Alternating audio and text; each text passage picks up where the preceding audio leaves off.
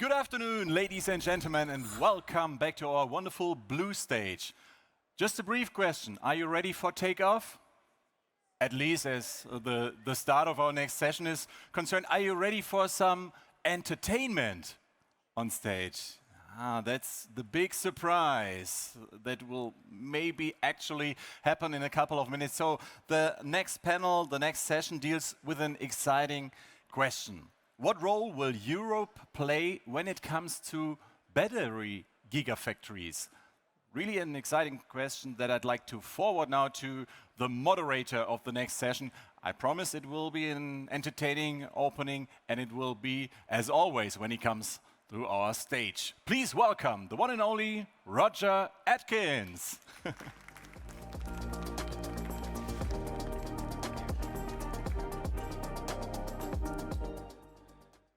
Danke, Tobias. Okay, I want to tell you what happened to me this morning before we get our lovely panel up on stage. Woke up this morning, blue stage on my mind. We're going to talk about batteries and where you can find all the stuff in the ground to make these things. So I would like to introduce you to my wonderful panel. Please give them a round of applause. All come on stage together. Zusammen. Danke schön. So there you are. Right. Don't need that anymore. Thank you for joining us. We hope we're going to inform, educate, maybe a little bit of entertain around this wonderful world of the Giga Decade, the Giga Battery Decade. How are we going to see success in Europe and all of that stuff? So what I'd like to do, I have to find the clicker in my pocket, I think, there we are, is to perhaps just give anyone who's not so familiar with batteries, with minerals, with mining, with the challenge of building a Giga Decade, a little flavor before I introduce everybody of what we're doing. So I'll quickly do that, then I'll tell you who we've got on stage. So this is from Benchmark Mineral Intelligence. There are other organizations that can give you information on this. This just happens to be one. And if we look, we've got a build-up of many, many electric vehicles. How that happens over time, we're yet to see. But if we look at where we are in terms of the gigawatts today and what we need tomorrow, where we are with the different minerals, I'm not going to go through this in absolute detail, but this is just to give you that flavor. If we then look at regional capacity breakdown, as at May this year, we all know the story. The dominance is in Asia. They started a long time ago, at least a decade ago. When we look at a company like CATL, they've only been around, what, 11 years, 12 years? Biggest battery company in the world. So it can be done. From a standing start, you can really pick up the pace, and that's something we're going to talk about. If we then look at, where we are with that battery cell proposition in terms of where we need to go, and we need to, as best possible, reshore this the proposition to make as many batteries adjacent to where we make the electric vehicles as possible, for sure. And then if we look at the impact of the Inflation Reduction Act, which is getting towards 300 billion of federal investment into many things, not just batteries, by the way. And bear in mind that it was only a number of years ago, a decade and more, that something like 700 billion was put into Obama's plan to try and reinvigorate and reinstate where the United States was. It perhaps didn't do as much as it could have and should have done. So don't panic if you're in Europe about what are we going to do about all this. There might be some messages in that. We can see some of the latest stuff that's happening. We're going to talk all about that. But yes, China is still dominant in this industry, and we need to do something about that. If we look at what's happening at the moment, there's a lot of talent drifting across the Atlantic into the United States. There's a lot of capital money going in there because there is that federal money at the same time. So there are some of these dynamics that clearly are having an impact. But that's just a kind of flavor. And for anyone who isn't familiar with gigafactories, how much stuff goes into them, how big are they, where are you depending on the chemistry, whether it's lithium, manganese, cobalt, graphite, whatever it is, that's a little flavor of it. So that's enough of the context, if you like. So I'd now like to introduce our panel. First of all, we have Michael Schmidt, who is a geologist. And he is very specialized in understanding, particularly in Europe, what's in the ground, what's under the ground. So that's great. We've got Philippe Shane. Philippe, I've known from the past. He's been at Tesla. He's been at Renault. Yeah. He's now co-founder of Fecor, battery factory in France. Very interesting proposition in location and where they're getting their energy from. Colin McKee is from Rio Tinto, specializing particularly and specifically on lithium here in Europe. Evan Hertzky is building, I think, 13 gigafactories. Yeah, from Envision AESC.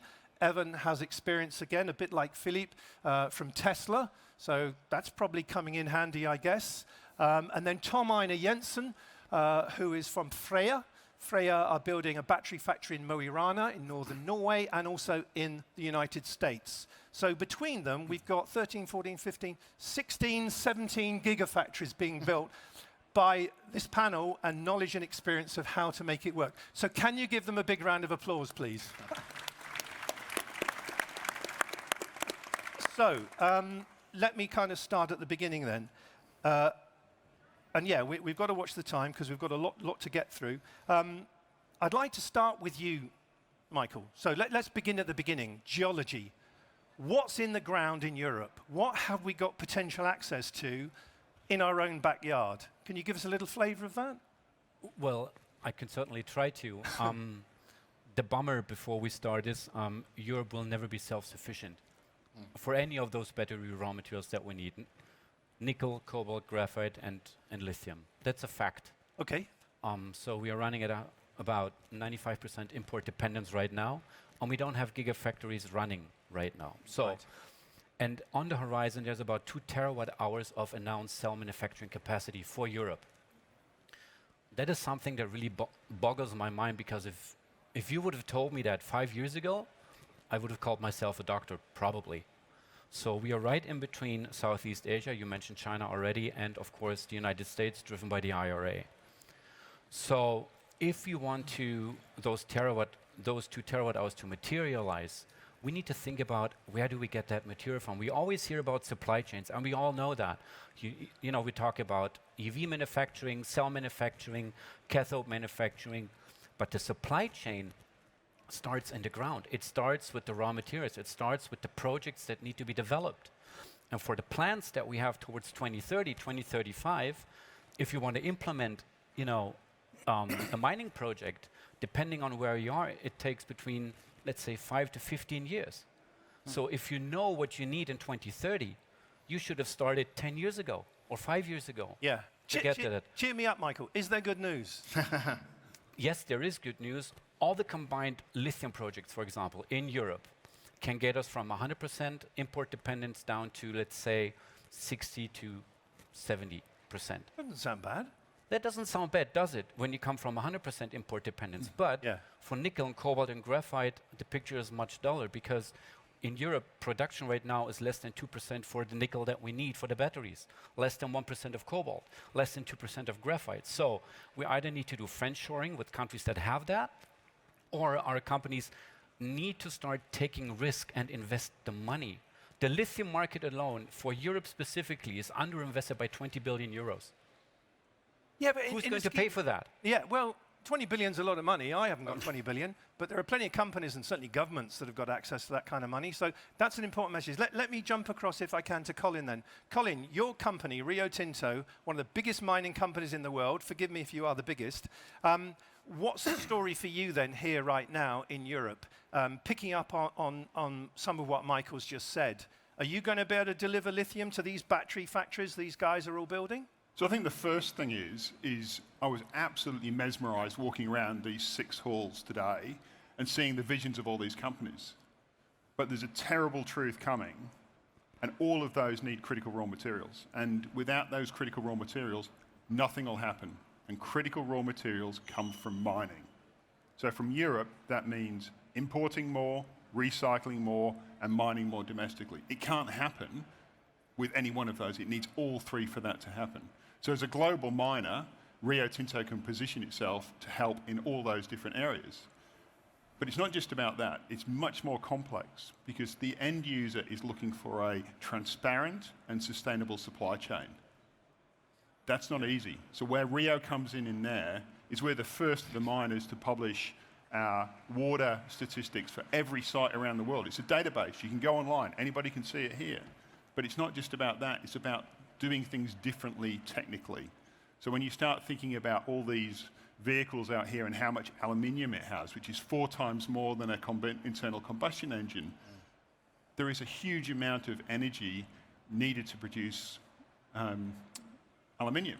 And our ELYSIS project creates 0 carbon aluminium, which was thought impossible 10 years ago. And now we are partnering with BMW, Volvo, Ford to supply that into their business. Yeah. So the bottom line is the green and digital transition can't happen without mining, but sustainable mining is possible. That's great to hear, and it's absolutely true, as you're pointing out. There is innovation, there is real progress in the business of mining and mineral processing. Whatever it has been in the past and however it perhaps worked in whatever way it did, it's getting better all the time. That's an important message. Evan, you've already built gigafactories. Obviously not on your own, part of a big team with all sorts of people doing things. So you recognize some of these issues. What can you help us now? And listening to Michael and Colin, what's your sense of where we are in Europe? Are you optimistic or are you pessimistic? And then tell us why. Yeah, of course. I think I'm realistic. All right, clever. In 2014, our team at Tesla came up with the gigafactory idea. We thought we were really cool because we made a factory that doubled the world's supply of lithium-ion batteries. This was 35 gigawatt hours per year. Yeah. Now my team at Vision ASC are building over 13 factories. By the time I'm done with automakers tonight, it's probably 15. And it's still only maybe 10%, 400 gigawatt hours per year. And that's why we need everybody on this stage to keep building more, to bring the prices down, and to help in coalition and partnership to solve the raw material problem, to solve the talent problem, and to solve the manufacturing equipment bottlenecks. And I'd say maybe something people haven't heard is the importance of culture building to do this. In Europe especially, you have to have a French culture in the French battery making. You have to build a US culture to get US battery making. And the talent historically is not there. So you also have to bridge cultural divides between the Eastern culture and the Western culture to get over this. And this involves a very complex management structure, a very complex talent attraction structure, and help from governments and universities to bring this together. I mean, it's one of maybe 20 of these challenges that we're going to have to get over to build 100 plus gigafactories in the next 4 years in Europe, maybe 40 of them. Yeah. So given that you individually, well, you and your teams, you're building 13 gigafactories around the world. Are you able to go to sleep at night? I woke up at 4 a.m. for a meeting because China was fighting with the US. I guess there ain't no rest for the wicked, but this just substantiates for me the need to have local leadership, to bring up talent, to grow the battery industry and the battery expertise in each local region so that we can have this kind of ecosystem. And then that's going to fulfill the kind of profitability and business case is going to help with exploration. It's going to get you to the next level of cost on exploration. I mean, this is quite important and I think not talked about enough. Yeah.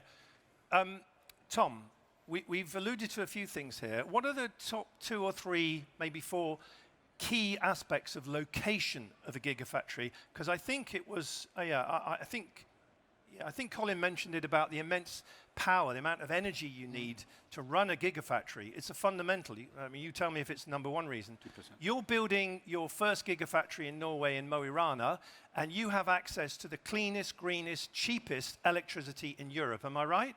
Yep. Is that why it's there? Well, so part of the reason. I think just to sort of contextualize it a little bit, I think we fundamentally underestimate the demand development for batteries. That's kind of point number 1. And I think we fundamentally overestimate the supply development for batteries. It's fundamentally very hard to build a gigafactory. It's not trivial. So all of the 50-ish initiatives in Europe, half of them will just die.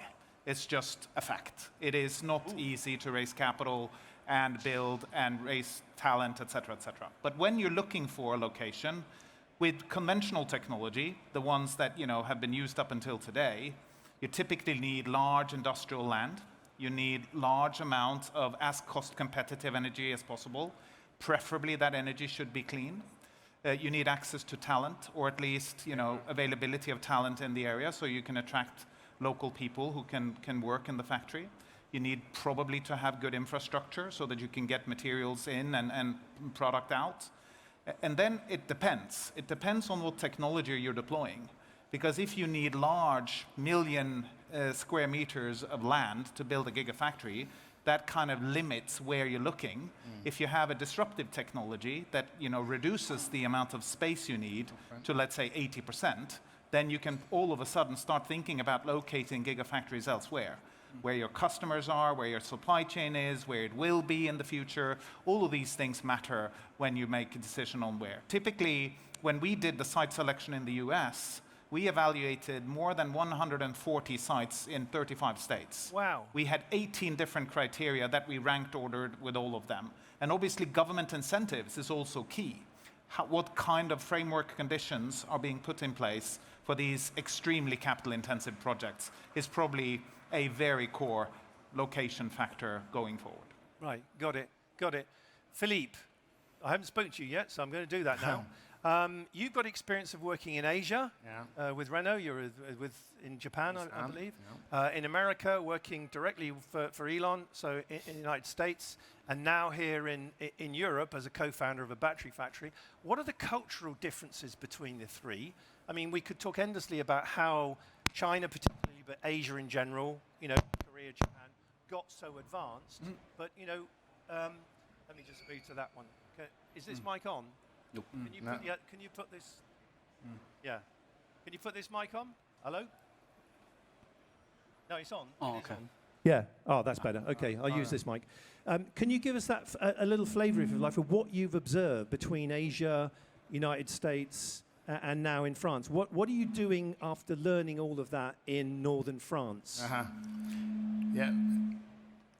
It's a difficult and broad question when it comes to culture. But if we limit it to a battery factory, and I think Tesla in US coined the term gigafactory and the concept of building these huge factories. The Asians have a lot of experience in making batteries for a long time, but at different scales with different processes and existing processes. What we are doing in Europe is completely different. We want to start again with a completely new concept, focusing on efficiency, just manufacturing efficiency. As you know, these materials are very rare and very precious, so we don't want to waste. We want to waste as little as possible.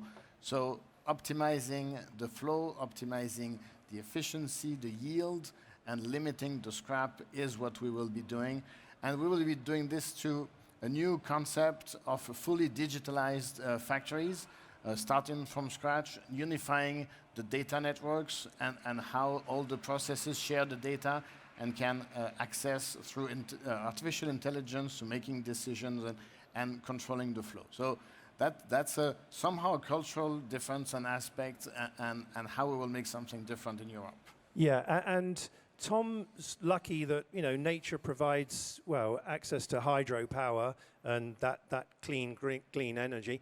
Can you quickly tell us what's happening in northern France? Because you're doing something quite interesting there in terms of access to energy. To energy, yeah. Can you tell us a bit about that? So, of course, in France we have access to a widely low-carbon energy, mostly through some nuclear, but also some renewables, hydraulic. But specifically in Dunkirk, we will have access to a network of recuperated heat through steam. They call it a highway of heat. And we will be recuperating wasted heat from all the other industries that are in Dunkirk around. There is a steel factory, aluminum factory. Also, very funny, the next door to us is a potato chips factory. And all nice, I'd like to come and see that. It's a Belgian factory.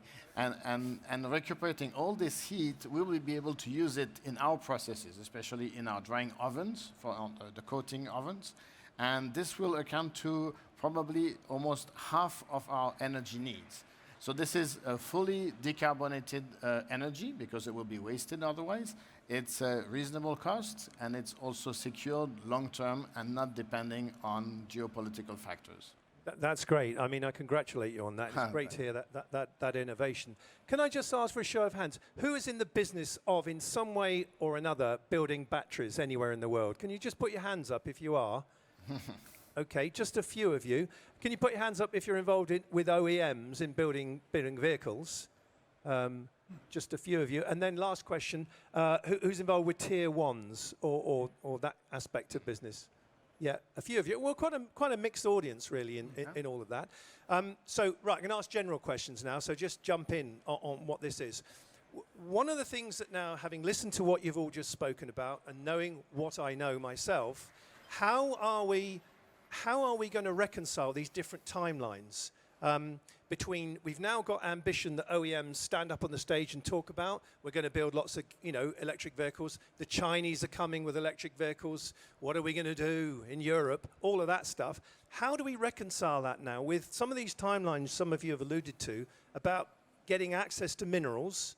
Because without that, we ain't building gigafactories that are going to work. How is that all going to come together? Who wants to give me a sense of... Well, I think first you have to align, again, it's an ecosystem, and even the product is an ecosystem. So you have to align the product chemistry, the product architecture to, of course, the performance of the vehicle, but then the access to the materials and the ESG aspects of the access to materials. This is as people are raising the nickel amount, reducing the cobalt amount of high power batteries, for example. You need to continue this, right? Have a closed loop ecosystem. To tackle these problems, and I think you need transparency on what's imaginary.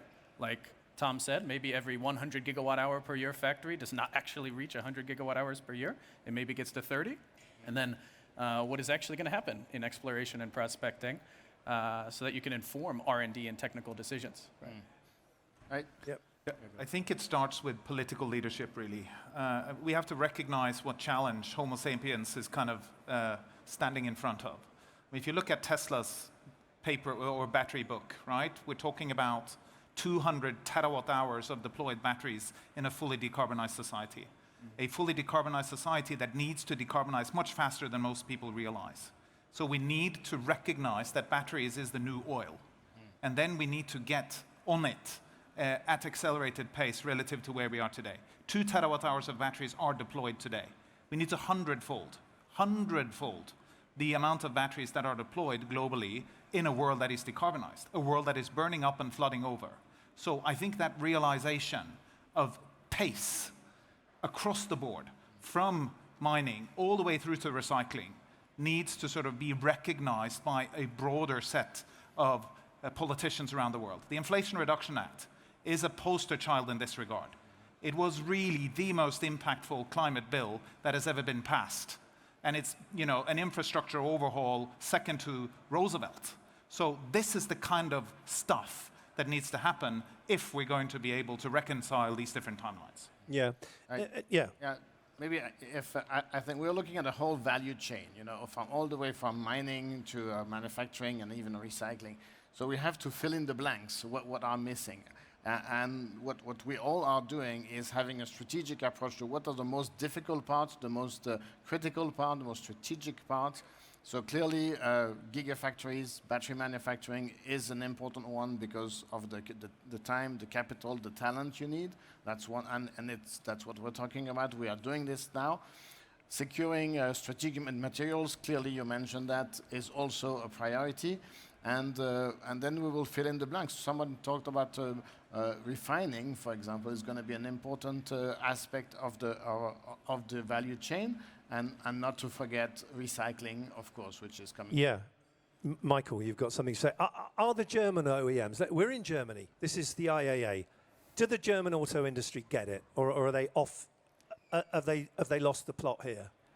Well, I think when you look around who is exhibiting here, and the shares of certain countries to one another, you might get an idea if that is put politely enough. But I would like to come back to the disconnect between supply and demand. We need to raise the awareness of what is going on about the dynamics of these markets. Take lithium. You cannot substitute lithium in current technologies. Fact of the matter. But sodium's coming along. Yeah, but lithium demand is going to be in the 10 terawatt hour range, and sodium ion 100 gigawatt hours. So it's a small part, maybe 2 if it's 1 terawatt hour. But what I would like to tell you is the lithium market did grow threefold in the last 8 years. It has to grow tenfold in the next 7. That is difficult. And one very, very large misconception is you may have on paper potential supply of, let's say, 1 million tons. As a company, as an OEM, as a supplier, as a cell manufacturer, you need to put your ESG criteria filter over it, your compliance filter over it, your procurement department filter over it, and at 1 million ton will be diminished down to, let's say, 100,000 tons. So there's a misconception with between what's available on paper and what's available realistically. Right, so when everybody talks about we're going to make this lovely EV, we're going to develop this market, we're going to have this legislation by 2030, 2035, und so weiter, all of these things, that sounds like it doesn't match up with Colin. I mean, you're a big mining company. What is the narrative with the global OEMs about this? Well, particularly in Europe. Do they understand mining and mineral processing, really? It's a beginning of a journey. Yeah. It is absolutely a beginning of a journey. OEMs have traditionally relied on procurement and an open free trade. Now, the only way we're going to succeed moving forward is in partnerships, and partnership needs that all parties need to change in how we're doing that.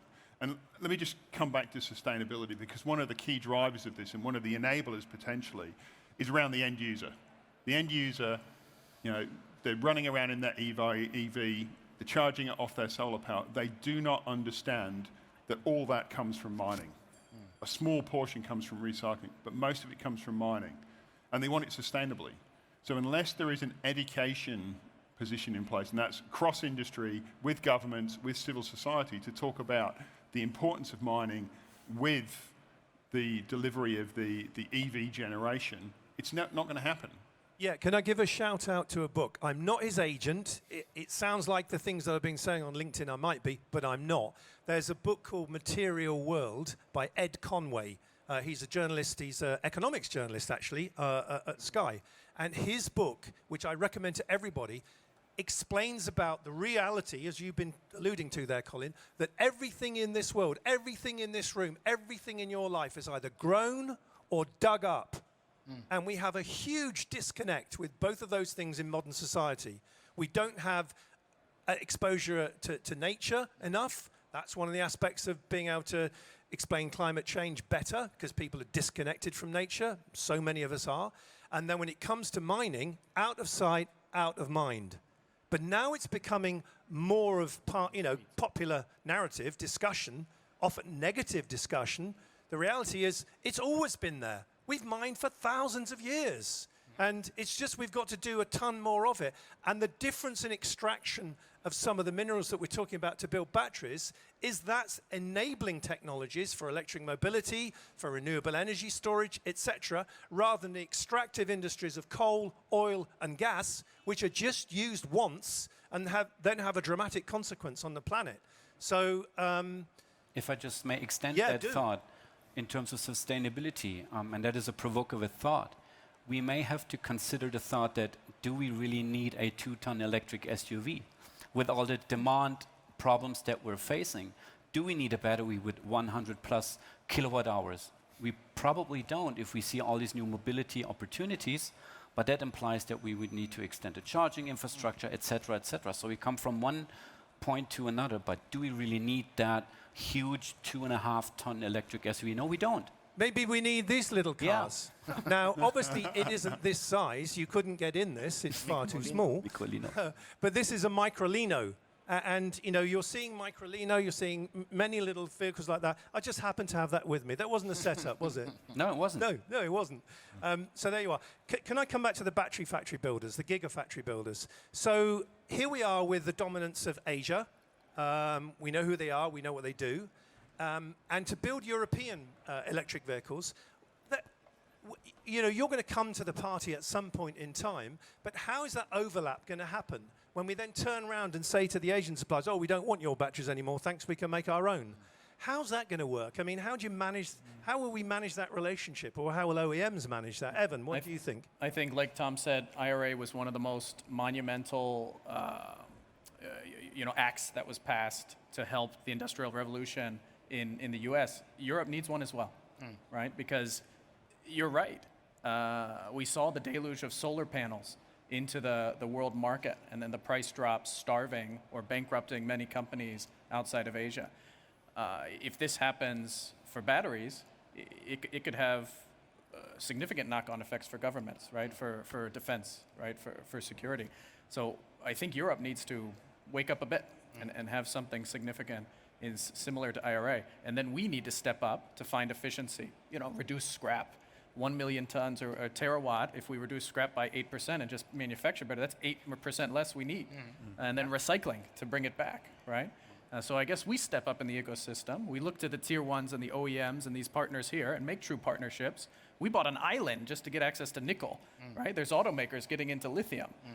This is what we need to do, right? And then we need to leverage this together in a Europe ecosystem to be successful. And Philip, you want to say maybe something? the way it will work, the transition, is through partnerships. Partnership with the OEMs, partnership with customers, and of course upstream all along the value chain. But at Verkor, we have a strong partnership with Renault as an OEM that will gradually transfer probably their battery sourcing from Asia to Europe with our gigafactory in Dunkirk and also some of their other partners.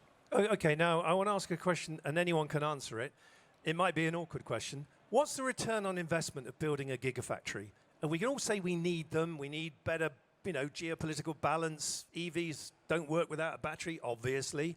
But the business of building a gigafactory, if I've got 3 billion quid, why am I going to invest it in a gigafactory? Who would like to tell me what return on investment I'm going to get? Anybody? I used to be a partner at McKinsey before I was here. That's so handy. If I put on my consultant hat, we were usually seeing internal rates of returns in the battery industry around 8 to 11%, and often for years it can be 0, right? So historically, margins were slim, right? And it would be favorable access to raw materials. It would be efficiency on scrap.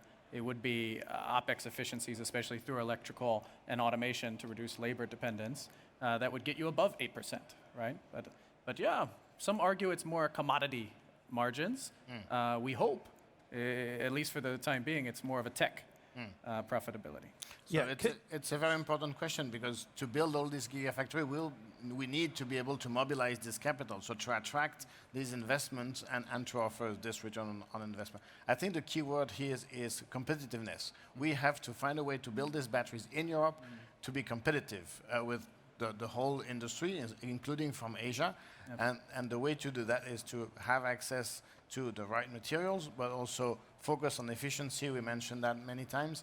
And then the human capital, find the talents to do that. We're going to come on to that. Tom, you want to say something? Roger, I mean, the battery industry is the industry for trade-offs, right? And that goes all the way into how you finance a gigafactory.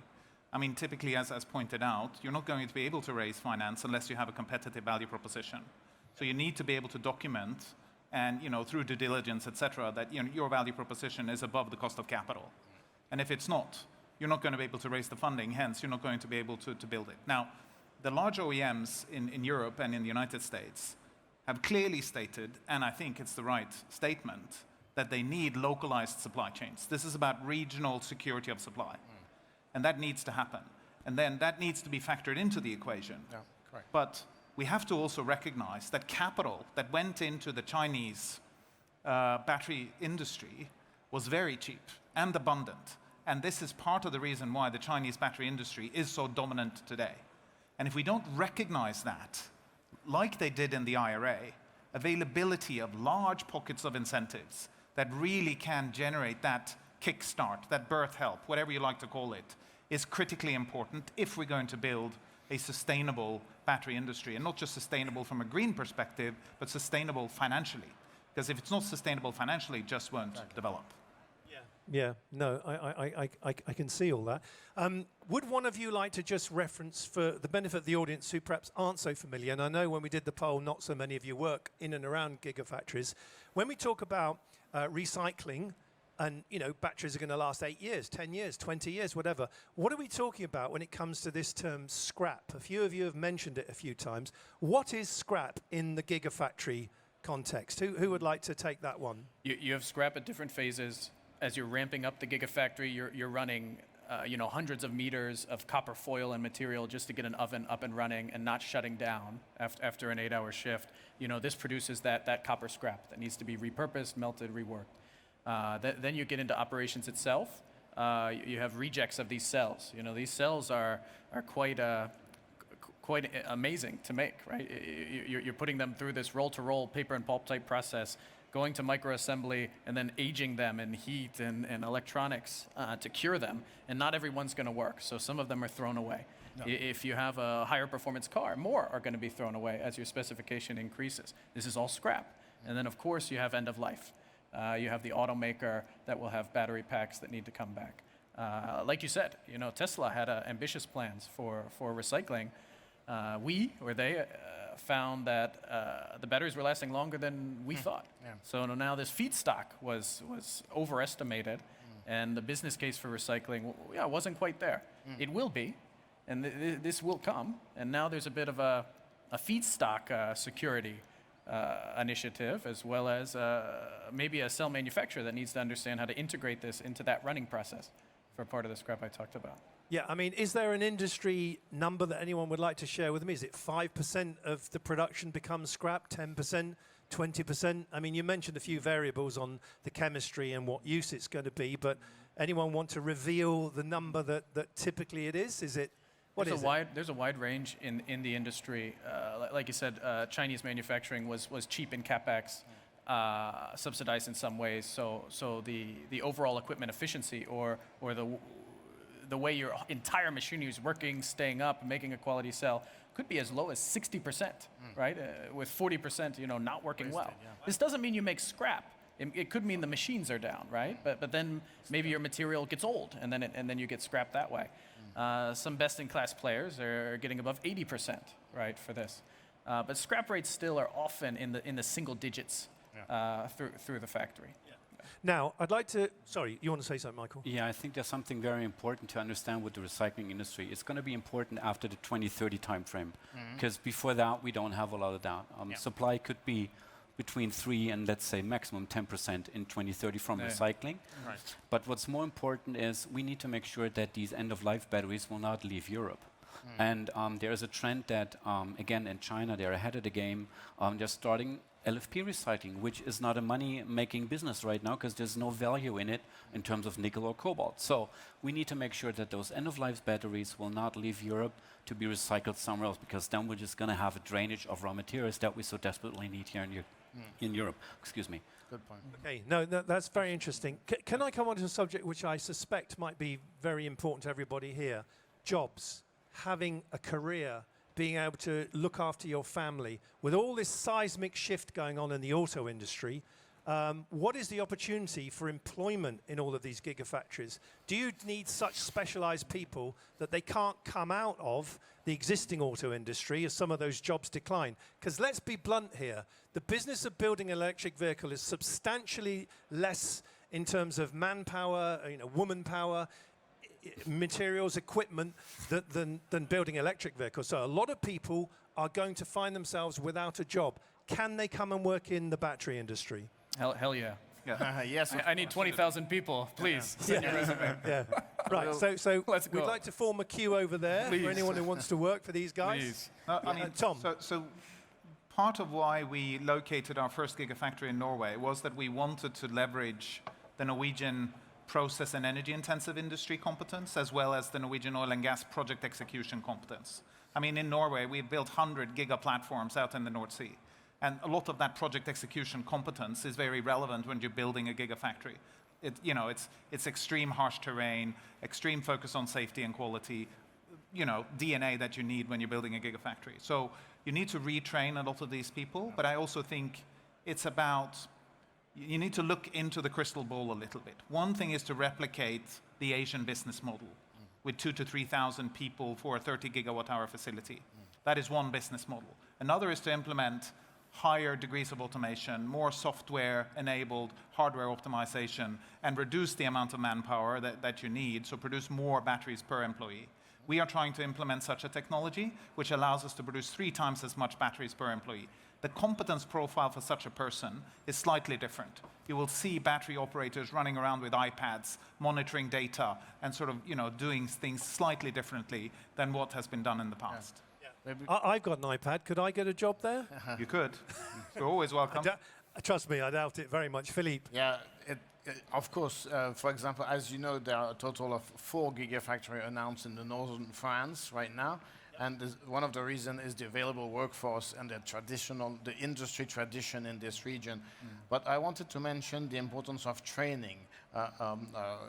And we have created what we call l'École de la Batterie, the battery school, and which will be training up to 1,500 or 1,600 people per year, just to be able for them to learn how this new industry is working. So we'll go all the way from low-skilled workers to even engineers or even doctors or PhDs. But this is a very important initiative, and I think most of our colleagues will be doing the same. We'll be using our pilot lines, which are the industrial pilot line. Ours is in Grenoble, in the Alps, to train these people and see how the gigafactory works, how you have to behave, and what are the tasks that you have to do. And then they will be ready to start the factory. Colin, you want to say something? Yeah, look, I think that the first thing is that people are remarkably adaptable. In our Pilbara operations, we moved from people driving trucks to autonomous trucks. That was tens of thousands of people who need to be retrained, and we did that. We retrained them, gave them technicians, different skill sets, and went through that. But I think the key message around this is people can surprise you, but the second one is you can't do it on your own.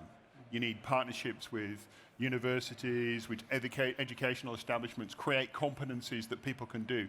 So you can pick up school leavers, that you can also pick up people who are retired, who are interested in coming back in. And we need to look at things differently. Not people who are necessarily going to do 5 days a week, but people who might want to do 3 days a week. And how do we utilize those in our factories, in our mine sites, and our processing facilities? Yeah, no, hopefully that's all useful and interesting stuff for you in terms of, what lies ahead. Now, we're coming up to the conclusion of this discussion. We could have talked about ESG, a ton of other stuff, different chemistries, the proposition in terms of charging, vehicle to grid. There's a whole bunch of things that all interrelate with all of this. But can I just thank you for giving, certainly I hope the audience, myself, some sense of hope that, are we ready for takeoff? Well, no, not really, but we know how we can be ready for takeoff, and opportunities like you've said about geology start under the ground, and where do we go from there? There are things that we can and need to start doing at a pace to connect these timelines. There is hope and opportunity for people in terms of work. We are seeing some of the right strategies and cooperations and joint ventures coming together. But yeah, I think the big shout out, and certainly listening to Tom there, is to the capital markets, is to the investment community to work both with the people building the gigafactories and the mining proposition to it, and governments to collectively then come together and, I'm going to use a phrase, and I hope it doesn't irk with anybody, but make Europe great again. I know someone else said something about America being great again, but I'm European, despite the fact I'm British. I'm sorry about that. We need to make Europe strong. I want to see, I've worked in the auto industry for nearly 40 years. I have a huge personal and professional affinity to it. I do not want to see it crumble under the challenge of building batteries. So, Europe's Giga Decade ahead. Are we ready for takeoff? I'd like to think we are, listening to the wonderful panel. Would anyone like to, one comment from whoever wants to make it on just, you're building the most gigafactories, Evan. You can finish it off. Well, like we all said, it takes everyone. We need these partnerships. We need the money. And we need the subsidies. I mean, this is how it has to flow. Let's get started, right? Join the rocket ship, ready for takeoff. Let's go. Great. So there you are. Thank you very much for your time and attention. I hope that's given you some good insight. Thank you, panel. Thank you very much.